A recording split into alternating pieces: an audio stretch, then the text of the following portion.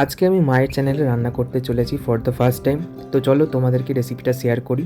আজকে বানাতে চলেছি সোয়া স্যান্ডউইচ। সোয়া স্যান্ডউইচ যারা সয়াবিন খেতে পছন্দ করে তাদের জন্য খুবই ভালো, আর যারা খেতে পছন্দ করে না তাদেরকেও যদি না বলে খাইয়ে দাও কেউ বুঝতে পারবে না যে সয়াবিন খেয়েছে। অ্যাট ফার্স্ট কড়াটা গরম করে নেবো, দেন দিয়ে দেবো সাদা তেল। সাদা তেলটা গরম হয়ে গেলে ওতে হালকা করে একটু গার্লিক পেস্ট দিয়ে দেবো, আর সেটাকে ভালো করে একটু নাড়িয়ে নেবো আর একটু ফ্রাই করে নেবো। দেন দিয়ে দেবো সমস্ত ভেজেসগুলো, ক্যাপসিকাম, পেঁয়াজ, গাজর আর বয়েলড সয়াবিন, যেগুলো একদম ভালো করে চপারেতে আমি চপড করে নিয়েছি। দেন এগুলোকে ভালো করে নেড়ে নিতে হবে।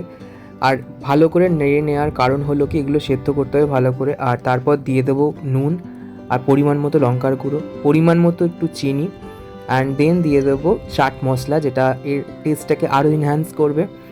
এর চাট মশলাটা দেওয়ার পরে এটাকে কিছুক্ষণ নাড়িয়ে নিতে হবে। কিছুক্ষণ নাড়ানোর পরে প্রায় 10-15 মিনিট পরে দিয়ে দেবো একটুখানি হলুদ গুঁড়ো, আর দিয়ে দেবো সাথে একটুখানি কাসৌরি মেথি, যেটার টেস্টটাকে আরও অন্যরকম করবে। তো তারপর এটাকে ভালো করে আমাদেরকে নেড়ে নিতে হবে। আর সয়াবিন থেকে এখান থেকে অলরেডি জল বেরিয়েছে, তো আমরা এক্সট্রা কোনো ওয়াটার অ্যাড করব না ওই জন্য। তো যেটুকু জল ওই সয়াবিন সেদ্ধ থেকে বেরিয়ে এসছে সেটা দিয়েই রান্নাটা গোটাটা হবে। দেন দিয়ে দেবো টমেটো কেচাপ, এটা তোমরা 2 চামচের মতো দিতে পারো। আমি একটা তাও অনুপাত হিসাব করেই দিয়েছি, তোমরা যেরকম পরিমাণে করবে তার তুলনায় একটু অল্প পরিমাণেই সসটা ব্যবহার করো, বেশি সস দিলে খেতে ভালো লাগবে না। এবার ব্যাপারটাকে ভালো করে কড়াতে নাড়িয়ে নিতে হবে, আর দেখতে হবে যাতে প্রত্যেকটা মশলা ঠিকঠাকভাবে মিশে যাচ্ছে। এরপর কিছুক্ষণ নাড়ানোর পর দেখবে তোমার পুরটা রেডি।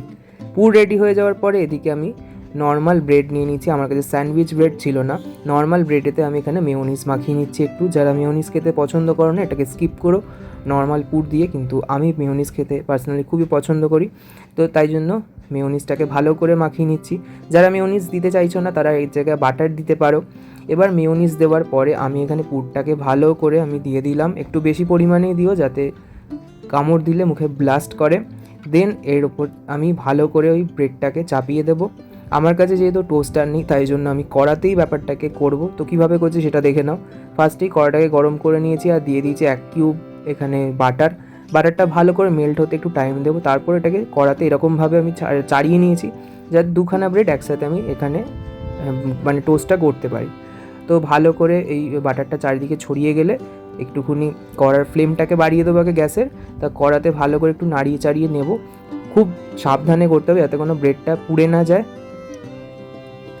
দরকারে একটুখানি তোমরা আরও মাখন দিতে পারো, তো আমি আমার দেখে পরিমাণ মতোই দিয়েছি। মোটামুটি একটা বুঝতে পারবে, একটা হালকা স্মেল ছাড়বে বাটারের। এই ছিল আজকে স্যান্ডউইচ রেসিপি। ভিডিওটা তো দেখলে, এবার সাবস্ক্রাইব করো, আরও এরকম অনেক ভিডিও আসতে চলেছে।